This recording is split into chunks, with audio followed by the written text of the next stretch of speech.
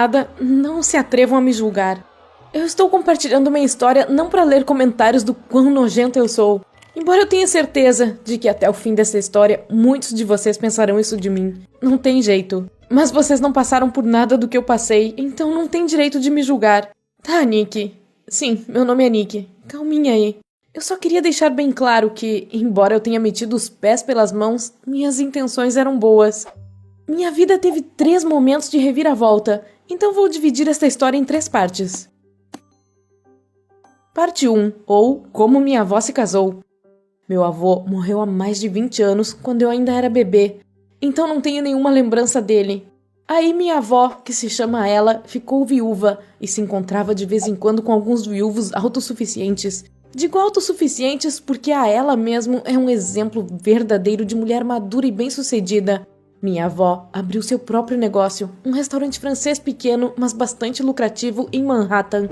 E ela se sente em casa lá, entre todos aqueles tubarões de negócios e lobos da Wall Street.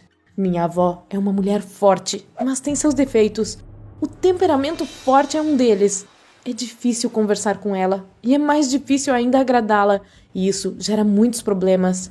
Por exemplo, a vovó ela botava muitas expectativas em sua filha, no caso, a minha mãe. Mas essa filha a decepcionou em tudo, e fechou com chave de ouro ao se casar com um homem que a ela não suportava. Por causa disso, minha mãe e minha avó passaram anos sem se ver e sem se falar. E o pior é que nenhuma delas dá o braço a torcer. Já o meu pai, bem, eu até entendo porque a ela não gosta dele. Ele é totalmente passivo, chega a ser patético. E não parecia muito interessado na minha vida, menos ainda que a minha mãe. Comigo, minha avó sempre foi severa. Ainda bem que agora nossa relação é normal, mas não diria que somos próximas uma da outra. E é a ela que paga minha faculdade. Eu tenho 22 anos, estou no último ano dos meus estudos e apenas a um passo do meu diploma, então o apoio financeiro da minha avó é super importante para mim. Meus pais não têm condições de pagar meus estudos. Eu entendo que sou completamente dependente da ela nesse sentido. E isso me fez passar muitas noites sem dormir, sentindo remorso. Daqui a pouco você vai entender por quê. Bem, agora chegamos à parte onde minha história tem sua primeira virada improvisa. Quando recebi aquele convite de casamento inesperado, havia 6 meses que eu não via minha avó, e eu não tinha ideia do que estava acontecendo na vida dela, mas fiquei super feliz por ela. Então, lá fui eu para o casamento da vovó com grande entusiasmo para parabenizá-la. Embora ela nem tenha se dado ao trabalho de convidar meus pais, o que era no mínimo estranho. A cerimônia foi fechada só para um grupo pequeno de pessoas, mas tudo foi de primeira classe. Minha avó estava com um vestido deslumbrante que caiu nela como uma luva. A única coisa que me incomodou é que não vi o noivo. Tinha um padrinho bonitão que ficou sozinho por um bom tempo, até que a ela se aproximou dele e... Meu Deus, ele não era padrinho coisa nenhuma, ele era o noivo! Bem, o problema é que ele parecia ter uns 30 anos e minha avó, ela, tem 60. Não é que eu seja carola, mas, poxa vida, o Paul, o nome dele era esse e ele era de Montreal, até parecia ser filho dela. Mais tarde, eu descobri que ele tinha 35 anos, mas mesmo assim, não mudava nada. Então, depois que me dei conta de quem era o noivo, assisti ao resto da cerimônia totalmente em choque. Depois, porém, me recompus. E quando tive a oportunidade de conversar em particular com minha avó, dei total apoio a ela. A ela ficou feliz em ouvir aquilo. Havia muito tempo que eu não a via tão feliz e relaxada. Ela pegou minhas mãos, me deu um beijo no rosto e disse que estava com saudades da sua netinha e que queria que eu fosse mais vezes ao restaurante dela. Assim, eu poderia conhecer melhor o Paul. Ele trabalhava como chefe lá. E é aqui que tem início a parte 2 da minha história. É sobre... Não vou dar nenhum spoiler. Só posso dizer que não demorei muito para visitar o restaurante da vovó. É que eu tinha um bom motivo para ir lá. Minha avó estava dando uma festa para seus amigos ricos e mandou uma mensagem me convidando, dizendo que ficaria feliz em me ver lá. Eu fiquei um pouco nervosa, mas claro, topei. Eu sempre fui fascinada pela vida de alta sociedade que ela levava. Infelizmente, não conheci nenhuma celebridade no restaurante da minha avó e ninguém me apresentou para algum milionário. Então, eu só fiquei lá, perdida, andando de um canto para outro. Até que a ela encontrou um momento para se desculpar, dizendo que precisava distrair seus convidados, e pediu ao Paul para me fazer companhia. Naquele dia, ele não estava trabalhando na cozinha. Eu fiquei magoada com ela, mas aquilo já era típico da parte dela. O Paul percebeu na hora onde sua esposa havia errado e tentou me animar. Tenho que admitir que para mim é fácil conversar com pessoas bonitas. Quando gosto do que vejo, fica fácil olhar para a pessoa com quem estou conversando. Fico tranquila e a conversa flui. Eu adorei os olhos castanhos do Paul e a barba escura e bem aparada que ele tinha. Ele imediatamente tratou de defender a esposa, dizendo para eu não reparar a falta de atenção dela ou das pessoas ao nosso redor. Essas festas particulares eram assim mesmo, e o melhor que eu podia fazer era só relaxar e deixar as coisas rolarem. E ele acrescentou que eu não estava perdendo nada, pois todos os amigos da Ella eram terrivelmente chatos. Ele falava por experiência própria. Eu ri da piada dele e pensei que não seria má ideia passar o resto da noite com ele. O Paul foi até a mesa principal e pegou alguma coisa para eu comer. Uma torta maravilhosa de massa folhada, recheada com carne de escargot e queijo azul. Nossa, o Paul entendia muito da culinária francesa, mesmo tendo passado pouco tempo por lá, só durante o estágio. Fiquei sabendo de muitos detalhes da vida dele naquela noite. E ele alimentava meu interesse, enchendo minha taça com aquele vinho francês delicioso.